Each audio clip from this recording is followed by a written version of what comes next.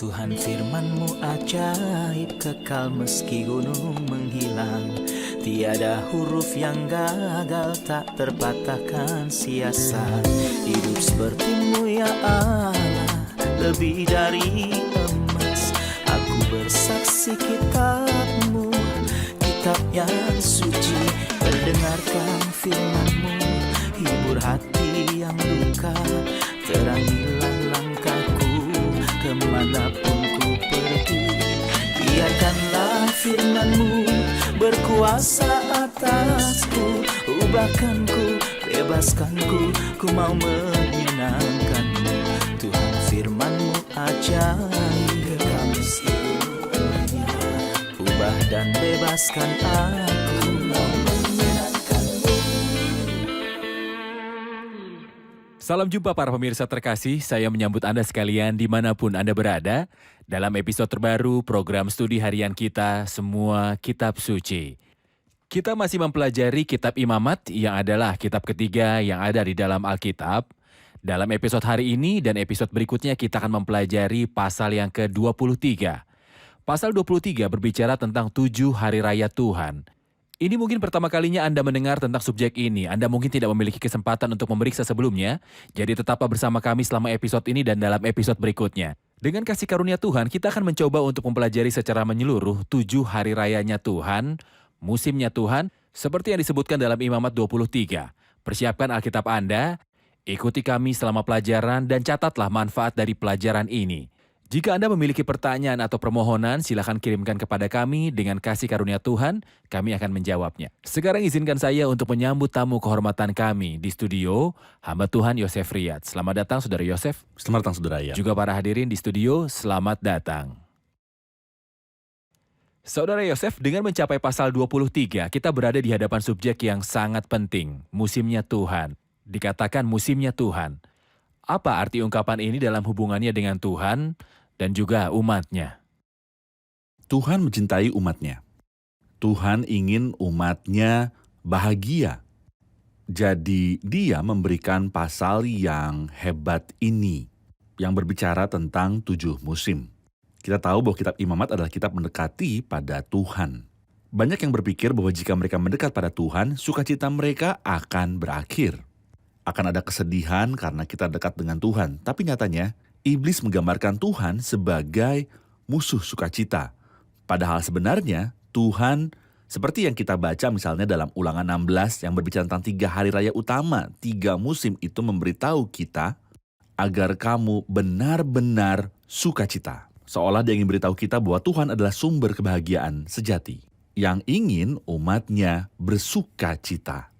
Misalnya kitab Mazmur dimulai dengan berkat. Berbahagialah orang yang memiliki hubungan dengan Tuhan dan diakhiri dengan haleluya. Jadi Tuhan menginginkan itu dan dia adalah sumber sukacita sejati. Benar. Ketika dia mengatakan hari raya itu berarti bahwa Tuhan ada dalam hatinya, kesenangan terhadap umatnya untuk merayakan di hadapannya dan bersukacita di hadapannya, hubungan Benar. dengan Tuhan Benar. untuk hari raya dan sukacita. Benar. 7 hari raya Tuhan. Sebelum kita bicara tentang hari-hari raya ini, kemudian Anda mengurutkannya, membuat daftarnya, dan mengetahui setiap hari raya, artinya dan waktunya, nomor 7. Dalam bab ini, 7 dari Alkitab. Apakah mereka memberitahu kita sesuatu tentang sifat dari wahyu ini, sifat dari kitab suci? Lihat saudara ayat. Kita memiliki 4 pasal dalam firman yang harus ditulis dengan emas, bahkan bukan emas. Mereka jauh lebih berharga daripada emas. 4 pasal ini ada 2 di Perjanjian Lama dan 2 di Perjanjian Baru. Kejadian 1 dan 3 ayat pertama dari pasal 2. Lalu Imamat 23 ini ada di Perjanjian Lama. Benar. Matius 13 dalam Perjanjian Baru dan Wahyu 2 dan 3 dalam Perjanjian Benar. Baru. Sungguh luar biasa juga bahwa dia mengambil hal ini dari calon yang luas untuk dipersempit. 4 pasal yang saya singgung memiliki 7 kali lipat. Benar. Kejadian 1 dan bagian pertama dari pasal 2 memiliki 7 hari penciptaan yang diperbaharui. Benar. Di sini 7 musim dalam Matius 13, Perumpamaan kerajaan. 7 perumpamaan kerajaan, kemudian Wahyu 2 dan 3, perkataan rohani kepada 7 gereja. Tapi Anda perhatikan bahwa hal-hal ini bergerak dari lingkaran yang lebih lebar ke yang lebih sempit. Kejadian 1 dan 2 berbicara tentang 7 pembagian. Benar. Dengan cara yang luar biasa, tapi ruang lingkup kita hari ini tidak memungkinkan saya untuk membahasnya. Saya Beri kami ingin sebuah gagasan. misalnya Ketika manusia jatuh, Tuhan segera memberikan terang wahyu. Jadi ada hari pertama, jadilah terang, dan Benar. Tuhan memisahkan antara terang dan gelap. Ada perbedaan antara anak-anak Allah keturunan Kain dan Set. Ketika Anda pergi ke hari kedua misalnya, pemisahan air dan cakrawala, menceritakan tentang air bah yang terjadi sehingga dipisahkan antara satu kelompok dengan kelompok lainnya. Hari ketiga menciptakan tanah yang kering. Ini memberitahu kita tentang kebangkitan orang-orang duniawi dan panggilan Tuhan kepada Benar. Abraham. Ya, Ketika kita melihat ke hari keempat, apakah itu langit dan matahari dan bulan? Ini memberitahu kita tentang orang-orang surgawi, gereja. Benar. Ketika kita melihat hari kelima, ada makhluk hidup di laut. Gambaran tentang apa yang akan terjadi pada masa kesusahan besar. Dan kondisi sulit di mana jiwa-jiwa hidup akan muncul. Akhirnya di hari ke-6 ketika Adam dan Hawa memerintah atas ciptaan, gambar pemerintahan milenial Kristus. Hari yang ke-7 yang tidak mengenal pagi dan malam. Tuhan telah Tuhan telah beristirahat. beristirahat. Hari ke-7 memberitahu kita tentang hari Tuhan yang abadi. Jadi kita dapat memahami bahwa 6 hari dan 7 kali lipat penciptaan dalam Kejadian 1 dan bagian pertama dari Kejadian 2 berbicara tentang 7 pembagian. 7 pembagian. Pembagian ini berhubungan dengan bumi. Dengan Ini adalah bumi. lingkaran terluas yang Anda Lingkaran bicarakan. terluas. Hal itu sebelum lingkaran menyempit. Lingkaran menjadi lebih Benar. sempit. Kita tiba di Imamat 23 kepada umat Allah. Ya, ini Bumi lingkaran ini lebih sempit bukan kan? yang tersempit. Iya. Umat Tuhan. Apakah orang Yahudi di masa lalu atau gereja di masa sekarang? Benar. Ketika Anda melihat Matius 13, dia tidak berbicara tentang orang Yahudi, tapi tentang kerajaan surga. Benar. Ketika Anda mencapai 7 gereja, dia tidak berbicara tentang kerajaan surga yang merupakan lingkaran yang lebih luas, tapi tentang kekristenan saja. Benar, benar. Kemudian lingkaran Kemudian menjadi lebih sempit di 7 hal Ada ini. 7 hal. Anda membuat Hal-hal kami ini- semangat mempelajari topik ini, Saudara Ini Yosef. bukan buatan manusia, bukan. Tetapi Musa menulis ini, lalu Matius, lalu Yohanes. Orang yang tidak berhubungan. Kita sudah mempelajari Injil Matius. Ya. Kami mendorong pemirsa untuk meninjau kembali Matius 13 dan Benar. ketujuh hal tersebut ada di sana dalam Matius 13. Tentu saja Anda akan melihat 7 hal lain Benar. selain dalam bagian-bagian ini. Benar. Kita akan rehat sejenak dan kembali untuk menjawab pertanyaan hadirin.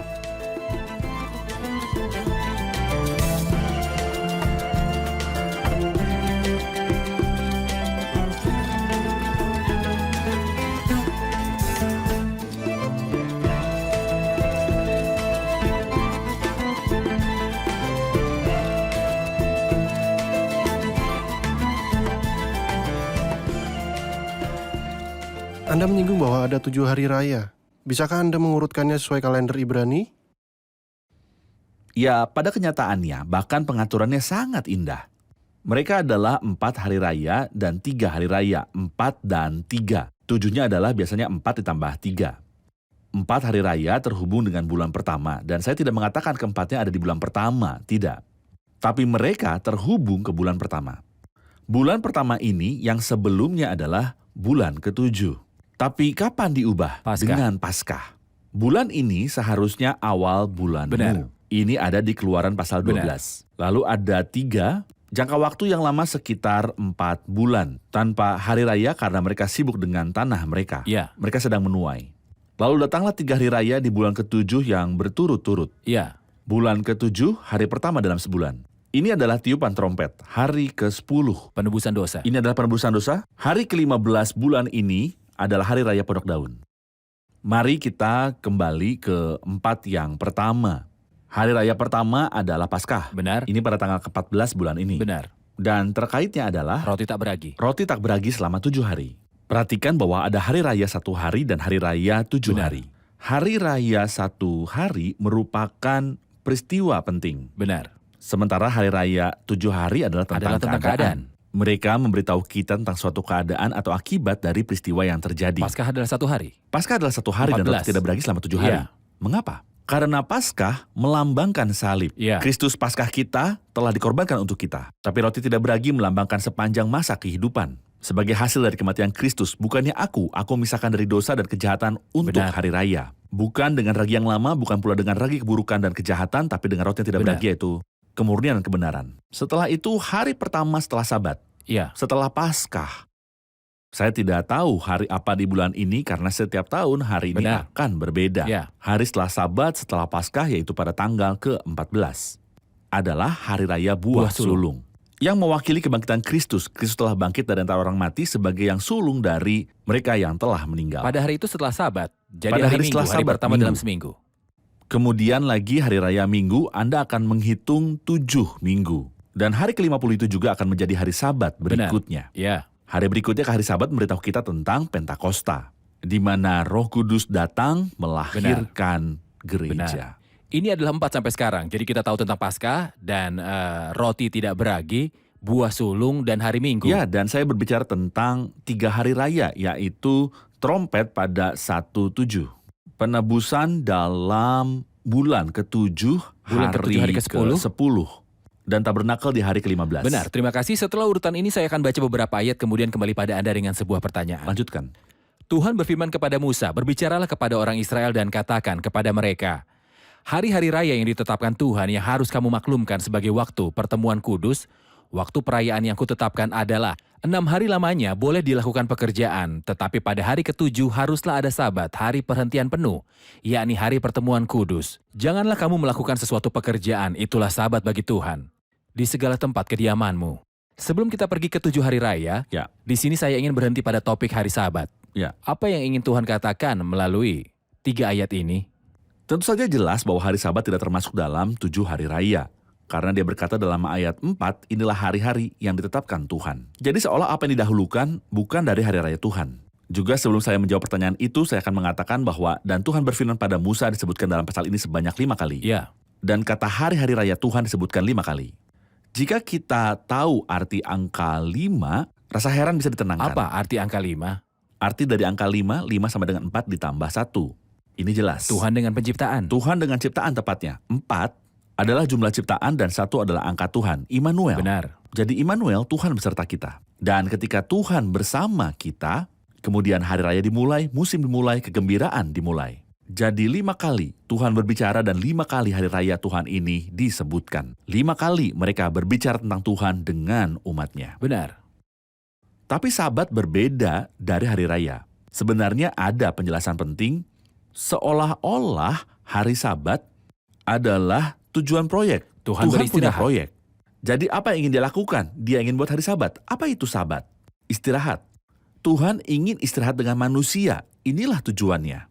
Dalam rangka untuk mencapai tujuan ini ada dashboard eksekutif. Prosedur. Persis, seperti contohnya, Presiden memutuskan untuk membangun kereta bawah tanah. Ini tujuannya. Oke, tapi kita perlu tahu kemana arah tujuannya. Di mana tempat menggali atau menghindari penggalian. Ini membutuhkan rencana rinci. Saya menganggap hari Sabat sebagai tujuan dari proyek ini. 7 hari raya adalah rencana terperinci. Benar. Untuk mencapai tujuan hari Sabat ini, untuk beristirahat, Tuhan sedang beristirahat dan ciptaan sedang beristirahat.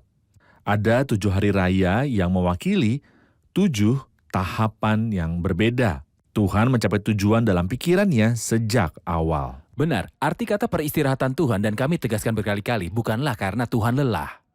Namun dia perlu istirahat karena dia tidak lelah. Cepat. Tapi Tuhan merasa kepuasan dan harmoni dan tidak ada lagi segala sesuatu yang bertentangan dengan sifatnya atau tidak menghalangi sifatnya. Dan Anda perhatikan bahwa Sabat adalah satu-satunya hari yang disebutkan dalam Alkitab dan Tuhanlah yang menamakannya. Benar. Jadi Tuhan beristirahat dengan makna yang Anda singgung. Dan manusia juga diperlukan. Tuhan memanggilnya untuk beristirahat. Itu tidak terjadi sampai Kristus datang. Datanglah kepadaku dan aku akan memberimu kelegaan.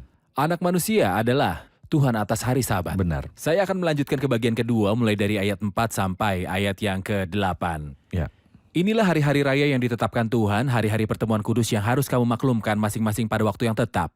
Dalam bulan yang pertama pada tanggal 14 bulan itu, pada waktu senja ada Paskah bagi Tuhan. Dan pada hari yang ke-15 bulan itu ada hari raya roti tidak beragi bagi Tuhan.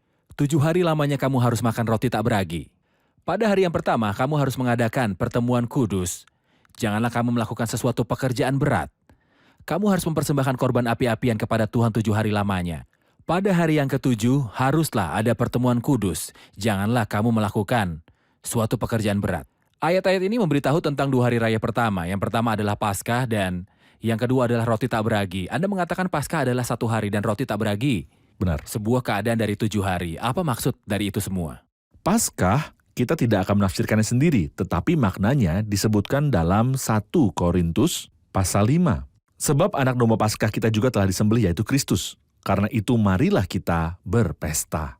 Kemudian Paskah adalah sebuah gambaran tentang kematian Kristus di kayu salib.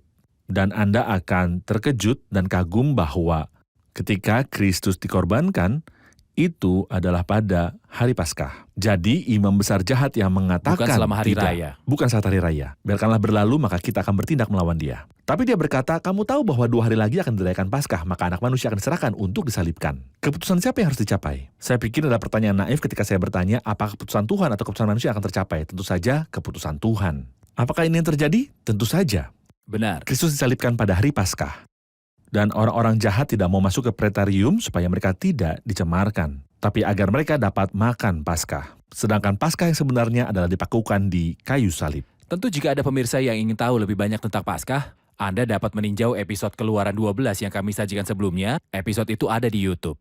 Benar. Setelah berbicara tentang Paskah, dia berbicara tentang Hari Raya Roti Tak Beragi dan mengatakan, Ya, itu selama 7 hari dari hari ke-15. benar. Apa sifatnya? Bagaimana mereka makan? Saat berpesta pada hari raya, kami ingin pendapat tentang itu. Seseorang berkata seharusnya tidak ada di rumah baik domba maupun ragi. Jika kita membawa domba Paskah, kita akan memakannya, jadi seharusnya tidak ada ragi apapun. Itu dikatakan dalam Keluaran pasal 12, tidak akan ada ragi di dalam rumahmu. Apa itu ragi? Beberapa salah berpikir, ragi itu bisa menjadi Sebuah berkat. Dan terkadang mereka berkata, Tuhan membuat Anda beragi. Tidak, semoga dia tidak membuat saya beragi. Ragi adalah bencana. Mereka berpikir bahwa ragi adalah sesuatu yang baik. Dan kitab suci misalnya dalam Keluaran pasal 12 dan Imamat pasal Dan dalam 2. Matius 13. Dan Matius 13. Dalam seluruh Alkitab, baik dalam perjanjian lama dan baru, ragi adalah jahat. Benar. Jadi di sini dia mengatakan, saat kamu membuat pesta, buanglah ragi sehingga hanya roti tak beragi yang tersisa, yang menggambarkan kemurnian dan kekudusan dalam hidup. Di antara tanda kurung, seseorang menghubungkan pintu masuk Kristus pada bait suci di Paskah. Dan pengusirannya ketika dia mengatakan itu adalah sarang pencuri dan Ya. mengusir para pedagang karena dia adalah Tuhan atas bait Benar. suci. Dia sedang membersihkan rumah dari ragi. Itu adalah bukti bahwa rumah ini adalah miliknya. Karena dia adalah Yahweh dan ini adalah rumah Tuhan, rumahku akan Benar. disebut rumah doa. Tapi kamu telah menjadikannya sarang pencuri. Baik, kita akan rehat sejenak dan kembali untuk menjawab pertanyaan hadirin.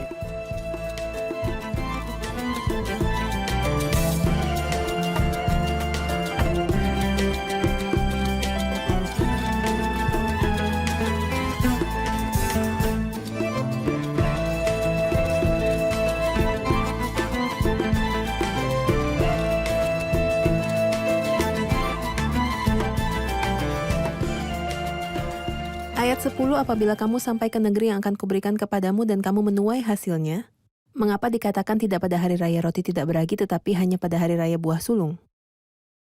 Seseorang berkata Alkitab bukan sekedar batu bata yang berdampingan, dan ini benar, tidak Benar. demikian. Paskah ditetapkan di tanah Mesir. Benar, dan hari raya itu di Ya. padang gurun.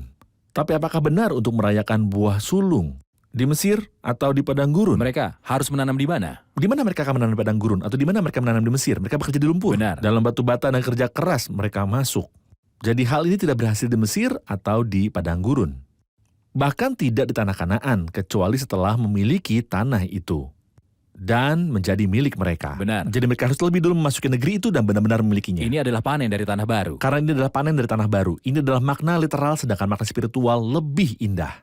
Arti rohani adalah bahwa buah sulung merujuk pada kebangkitan Kristus dari kematian. Iya. Kebangkitan Kristus dari kematian membuat kita memasuki awal yang baru. Iya. Jadi dalam ayat 9 seolah itu adalah awal yang baru dan Tuhan berfirman kepada Musa dan berfirman, ini mengingatkan kita bahwa dengan kebangkitan Kristus sesuatu yang baru dimulai. Kristus bangkit pada awal minggu. Ada yang bilang itu bukan hanya awal minggu, tetapi awal dari perjanjian Iya. baru. Sebuah sistem baru. Oleh karena itu jika ada orang di dalam Kristus, dia adalah ciptaan Penciptaan. baru. Jadi Kristus yang bangkit dari kematian mengatakan untuk pertama kalinya pada Maria Magdalena.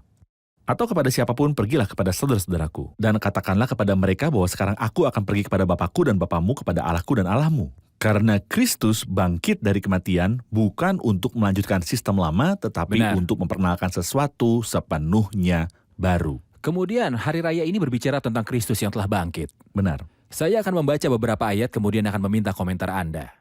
Dan Tuhan berfirman kepada Musa, berbicaralah kepada orang Israel dan katakan pada mereka, apabila kamu sampai ke negeri yang akan kuberikan kepadamu dan kamu menuai hasilnya, maka kamu harus membawa seberkas hasil pertama dari penuaianmu kepada imam. Dan imam itu harus menunjukkan berkas itu di hadapan Tuhan supaya Tuhan berkenan padamu. Imam harus menunjukkannya pada hari sesudah Sabat itu. Pada hari kamu menunjukkan berkas itu, kamu harus mempersembahkan seekor domba berumur setahun yang tidak bercela sebagai korban bakaran, serta dengan korban sajiannya dari 2/10 eva tepung yang terbaik diolah dengan minyak sebagai korban api-apian, yakni bau yang menyenangkan Tuhan, serta dengan korban curahannya dari 1/4 hin anggur. Sampai pada hari itu juga, janganlah kamu makan roti atau bertih gandum atau gandum baru, sampai kamu telah membawa persembahan Allahmu. Itulah suatu ketetapan untuk selama-lamanya, turun-temurun di segala tempat kediamanmu.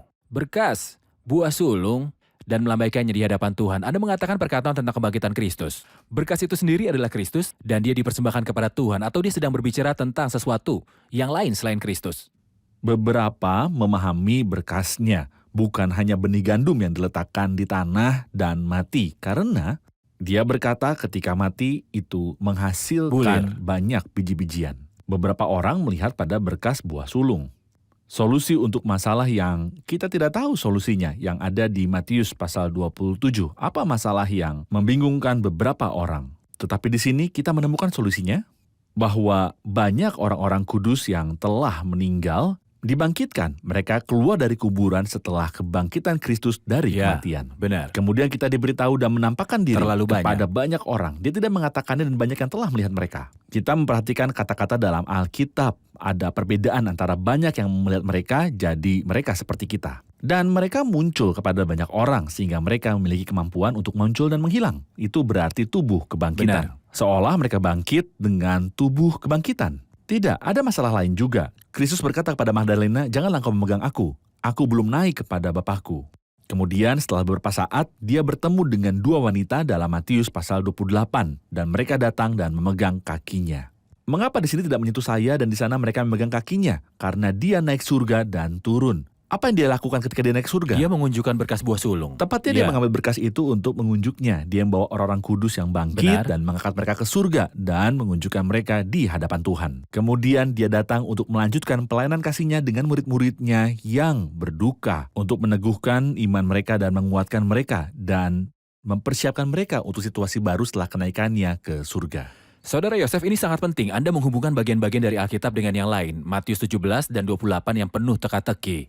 Kami memahaminya berdasar Imamat 23. Benar. Kita memahami seluruh Alkitab dan Alkitab saja karena seluruh kitab suci diberikan oleh ilham Tuhan dan menguntungkan bagi doktrin. Saya tidak bisa ambil bagian dan memahaminya secara terpisah dari bagian lain Alkitab. Betul sekali.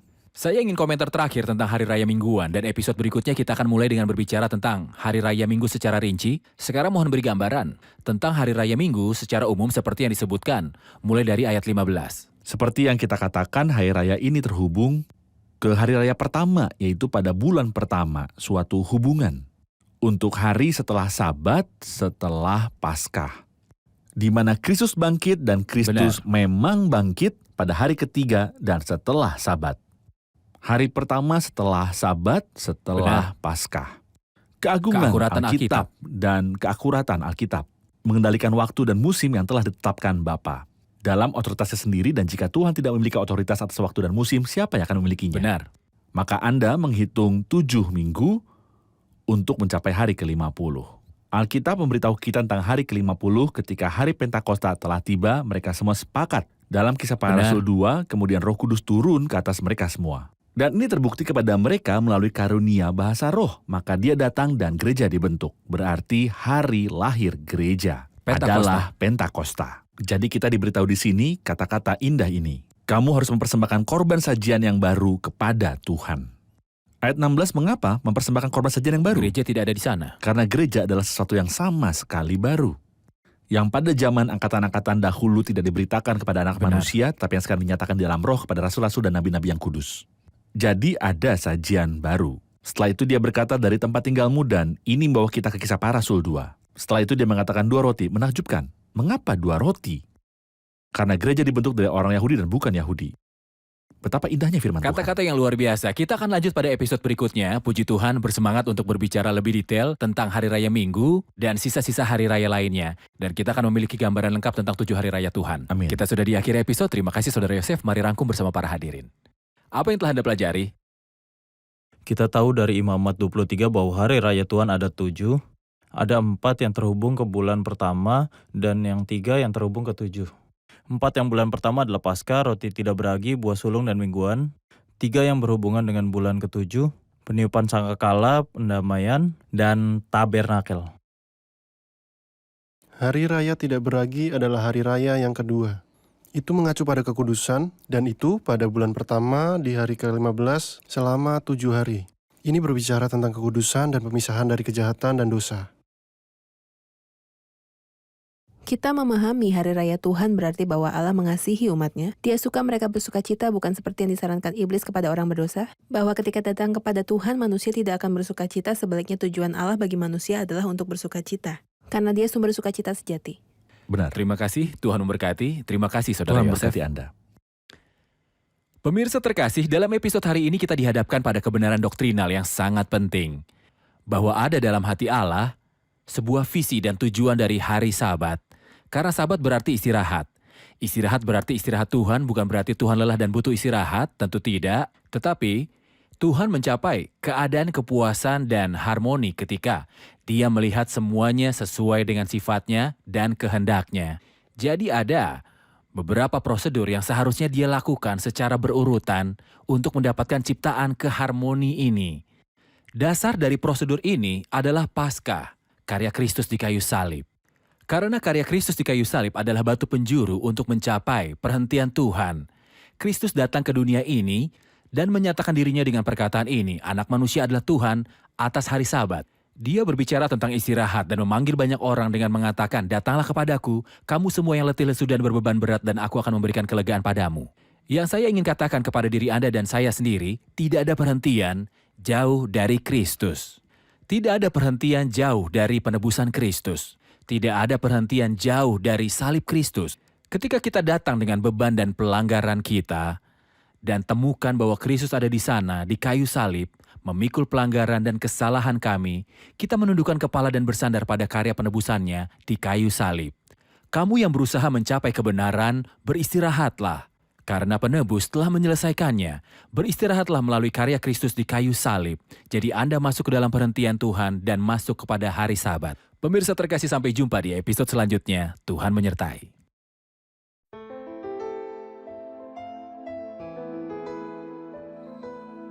Tuhan firman-Mu ajaib, kekal meski gunung menghilang. Tiada huruf yang gagal, tak terpatahkan siasat. Hidup seperti-Mu ya Allah, lebih dari emas. Aku bersaksi kitab-Mu, kitab yang suci. Perdengarkan firman-Mu, hibur hati yang luka. Terangilah langkahku kemanapun ku pergi.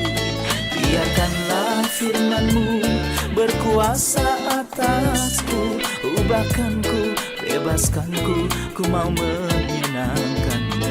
Tuhan firman-Mu ajaib, kekal meski ubah dan bebaskan aku.